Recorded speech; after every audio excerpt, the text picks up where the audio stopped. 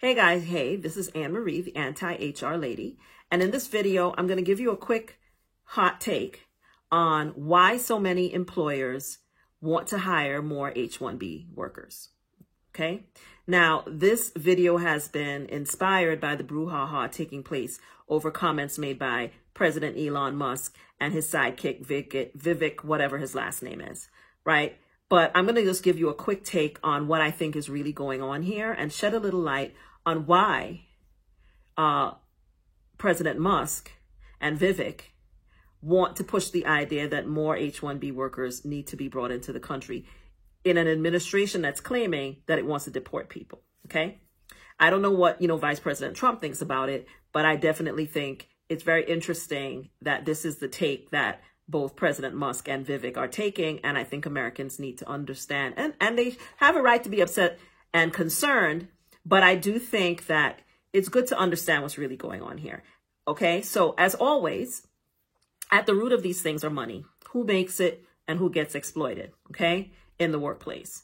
And I'm going to shed a little light on my experience dealing with H-1B workers and working with companies that have hired them and what I learned about what the real motivation often is relevant to this, okay?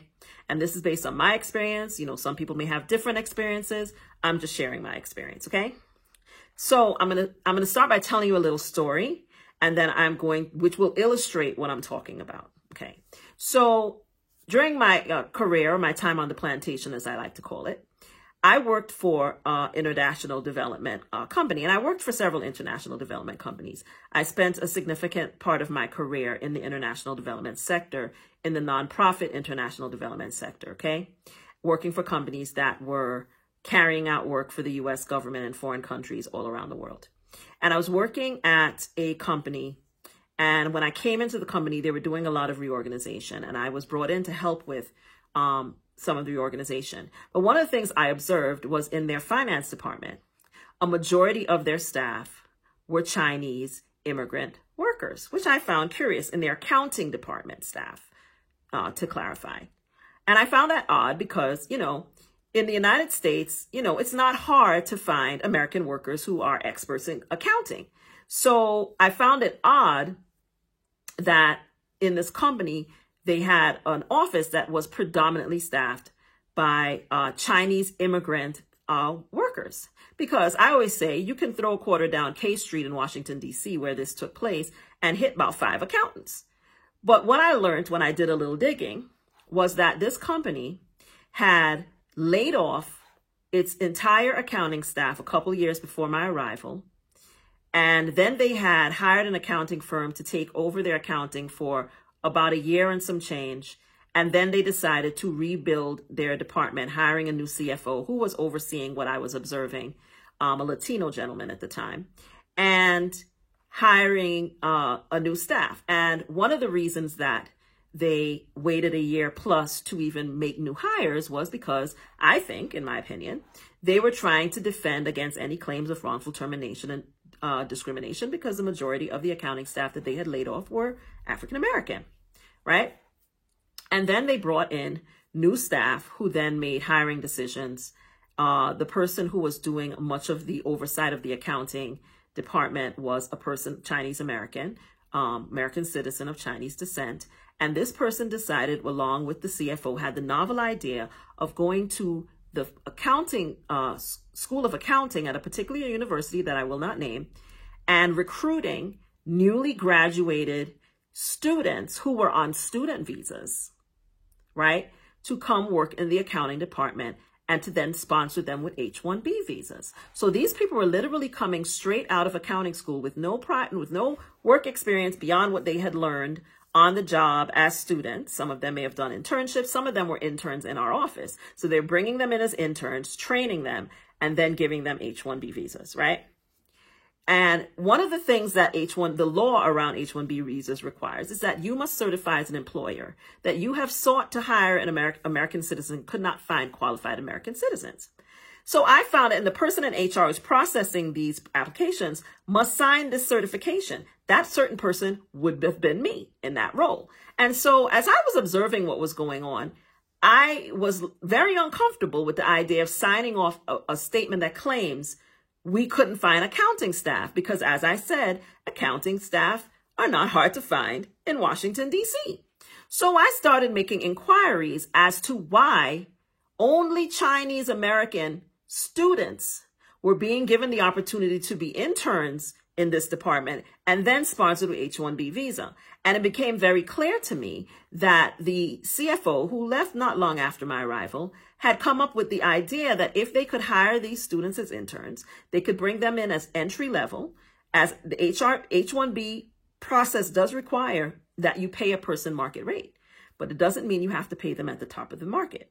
So if your market range is, say, $35,000 to $50,000, you could hire all of them at $35,000 and then give them incremental raises over time. But you're starting them out at the very bottom. While if you hired an accounting person with even a little bit of experience, you would probably have to offer them at least $40,000 to $42,000. This is just illustrative, right?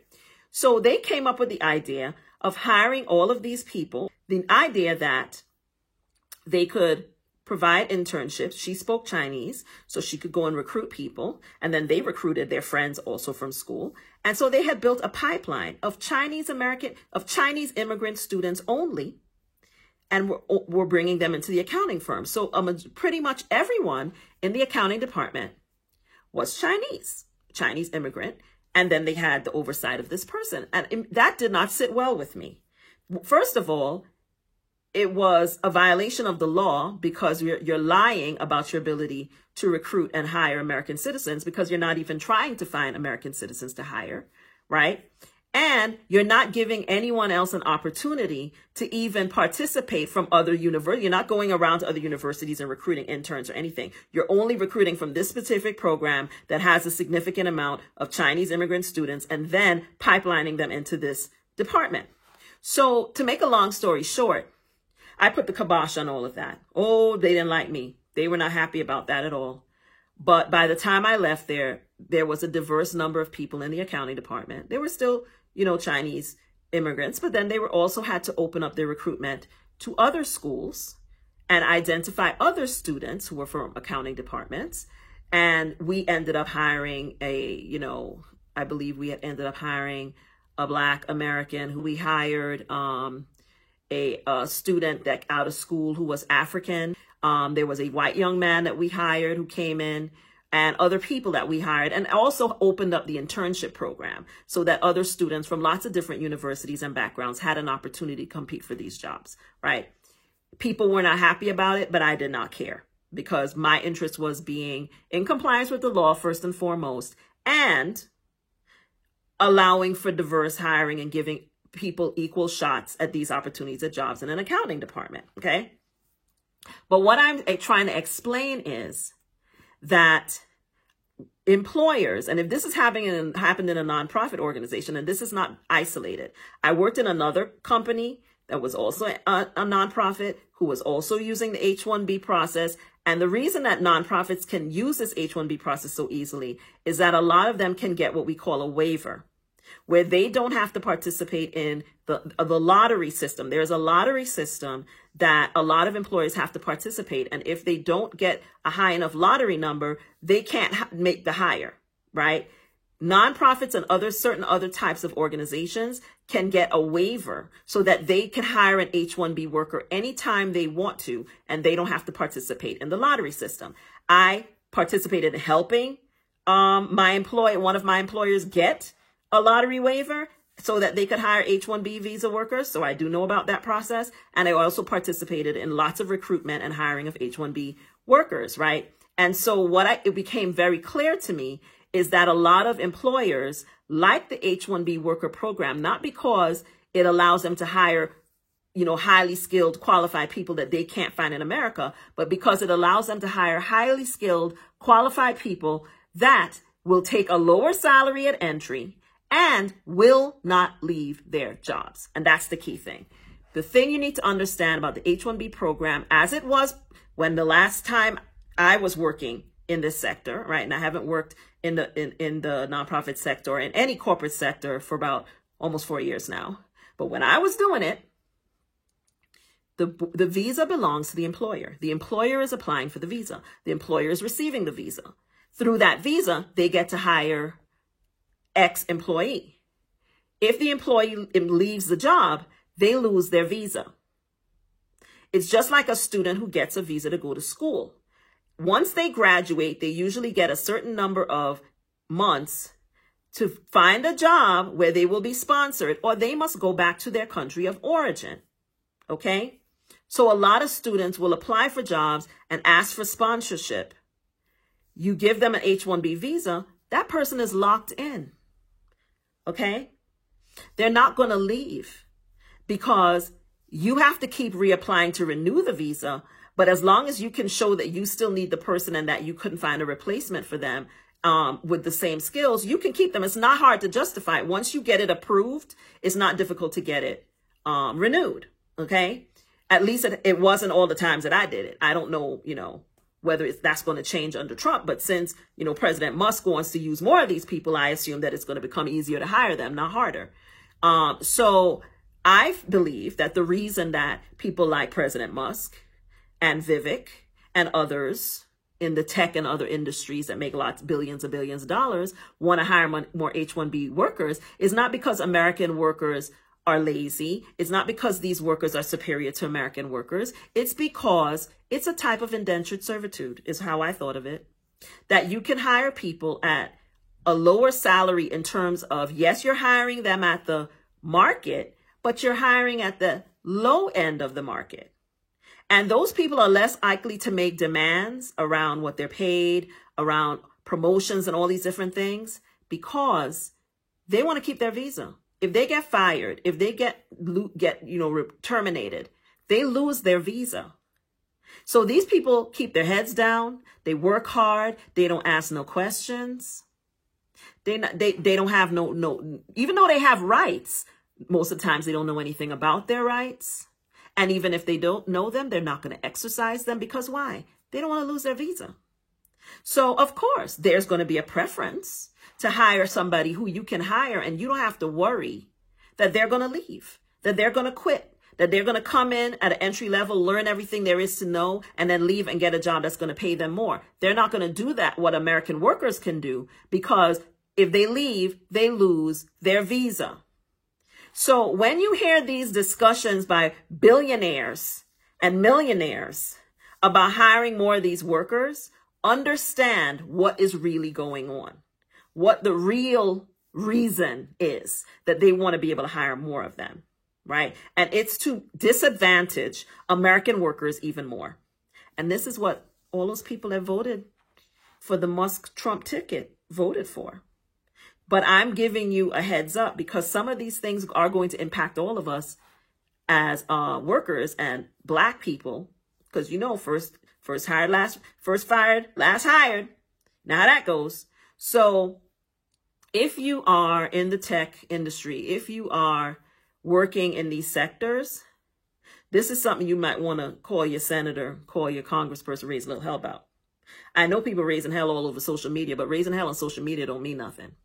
But just be aware that if these people get their way with all this, government reorganizing and the office of whatever optical bullshit name they gave it, some big waste of money department, that their government efficiency office, my bad. Just understand what this is all about. This is about shifting taxpayer dollars to already wealthy people, shifting more taxpayer dollars and tax benefits to billionaires so that they can make more money at a cheaper rate. If you can hire more H-1B workers, worker cost is going to go down. Your salaries are going to go down because you can hire them all at entry level. Even people who are qualified, multiple years of experience, they still offer them less because they're paying for the rationale is I'm getting you a visa. I'm getting you over here. So you could take this lower salary. It's in the range. So you're adhering to the regulation, but they're not paying them at the high end that they would have to pay an American worker. So their workforce cost is going to go down. That's what's at the root of this. So don't let them be on social media trying to okey doke on you and telling you all these other reasons. Vivek is trying to walk back what he said. People need to stay on his neck. But people need to understand what this is really about. And it is not about their superiority to American workers. It's about money. It's always about money. Just follow the money. I hope this tip and this little, insight and my take on this is helpful. I just feel that we need to be more educated as American workers about H-1B visas and how it works and what it's really about. So I hope this has shed a little bit of light based on my experience with it about why some employers like to hire these kinds of workers. As always, this is Anne Marie, the anti-HR lady. HR is not your enemy, but it's definitely not your friend, but I am. I'll see you in the next video. Bye.